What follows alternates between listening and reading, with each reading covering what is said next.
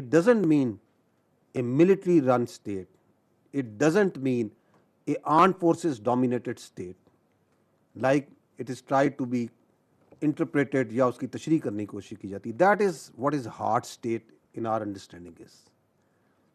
अगर आप आइन और कानून के मुताबिक अपने तमाम मामलात को ले आएं बिला तफरीक, जिसमें कोई ख्वास नहीं है, आम और ख्वास बराबर हैं, तो ये हार्ट स्टेट होगी. उस हार्ट स्टेट के अंदर सिक्योरिटी होगी, स्टेबिलिटी होगी, उसके अंदर ग्रीवांसेस नहीं होंगी.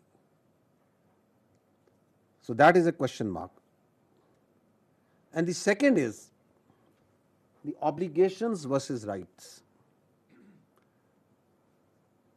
What does that mean? That means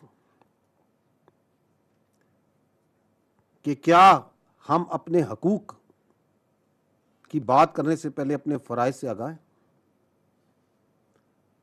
We are all taking up grievances.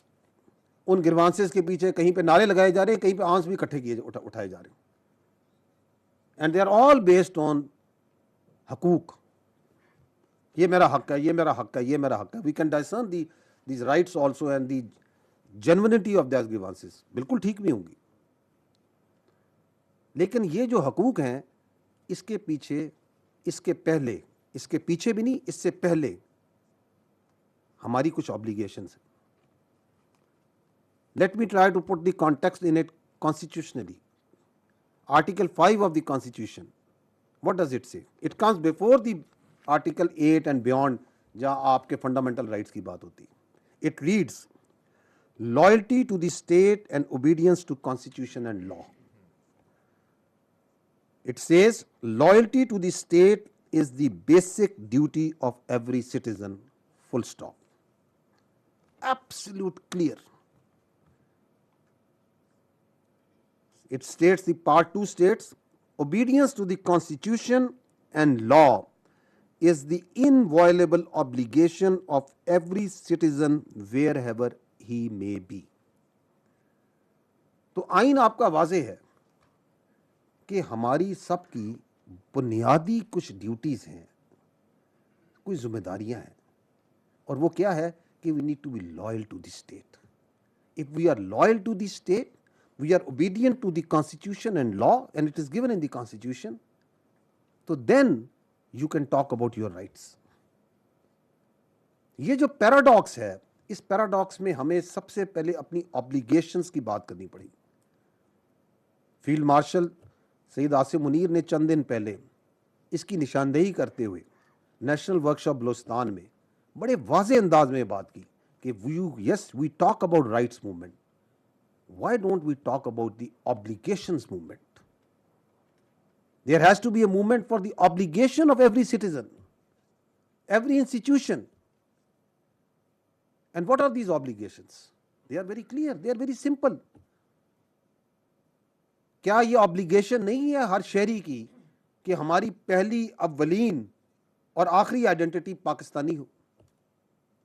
This is a very clear, very understandable obligation. ना कि हम तरजीह दें अपनी हसबियत को, अपनी फ़कीयत को, अपनी नस्लियत को, अपनी पंजाबियत को, पख्तूनियत को, बलोचियत को, कश्मीरियत को, सिंधियत को. Because our identity, we are a citizen of this state, so our first identity and the last identity and the foremost identity is being Pakistani. It's our obligation that we must acknowledge the fundamental position, the central position of the state of Pakistan in our lives. क्योंकि रियासत है तो सियासत है, रियासत है तो जान है, रियासत है तो नाम है. ये बड़ी बुनियादी ऑब्लिगेशंस है. Are we really working towards that? Let's think about it. Because जब हम इशू की बात करते हैं तो आगे जो मैं बात करूंगा, these are the two fundamental things from which all this security, stability, terrorism, grievances, rights, everything is in दोनों चीज़ों से जन्म लेती है.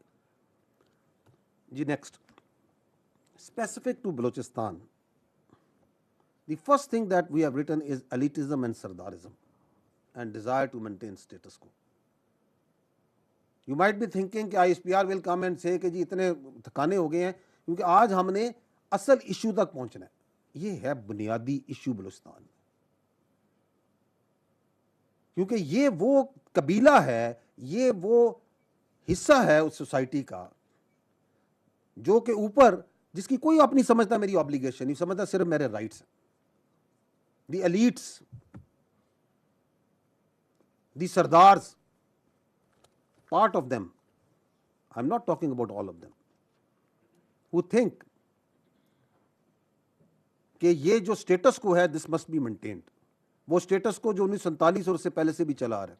और वो स्टेटस को क्या है? वो स्टेटस को ये है कि गरीब का बच्चा, नॉर्मल सिटीजन, पढ़े ना, तरक्की ना करे, वो इंजीनियर ना बने, डॉक्टर ना बने, फौज में ना जाए, इकोनॉमिस्ट ना बने, एग्रीकल्चरिस्ट ना बने, कारोबार ना करे, कुछ ना करे। क्यों? वो मेरा गुलाम रहे, वो मेरी जमियादों का ड्राइवर चले, वो मेरी मलेशिया में क्लशन को उठाए, वो मेरा गार्ड बन के आगे पीछे फिरे, क्योंकि मैं ख्वास हूं। I only have rights, I don't have any obligations. So they are the prime movers of this terrorism, because they are afraid. They are afraid that the times are changing, and the more afraid they are, the more anxious they get, the more kinetic they get. The second issue is the desire for appeasement. इसी से जुड़ा हुआ है कि हम दहशतगर्दी करवाएंगे, हम दहशतगर्दी के बारे में बात करेंगे, हम ये कहेंगे कि बलूचिस्तान तो हाथ से निकल रहा है, क्या हो रहा है, आए हमसे बात करें, टॉक विद अस, हमें अपीज करें जिस तरह आप पहले करते आ रहे थे। No more, we don't want to talk to you, we'll talk with the actual stakeholder, which are the people of Balochistan. You are not the actual stakeholder. You are only stakeholder in your own personal and in your own family's fortune, not in the people of Balochistan. ये उन्हें problem है कि हमें क्यों नहीं appease किया जा रहा, हमारे आके पैरों का हाथ क्यों नहीं लगाया जा रहा, हमसे बात करें। क्योंकि उन्हें तो ये आदत है कि ये लेवीज की जो फोर्स है ये मेरी सरदारी, मेरी जाती फोर्स है। Because what I am saying, what we are telling you is actually they have been manifesting that on ground. कि इसमें मेरा हिस्सा है, 1000 बंदा मेरा, 500 बंदा मेरा, 400 बंदा मेरा, आधे बंदों की तनख्वाह मेरे पास, बाकी जो 200, 400, 500 है वो मेरी और मेरे खानदान की हिफाजत के लिए गार्ड ड्यूटी करेगा। So if once you start turning that Balochistan levies into police force, so they have a problem. They have a big problem.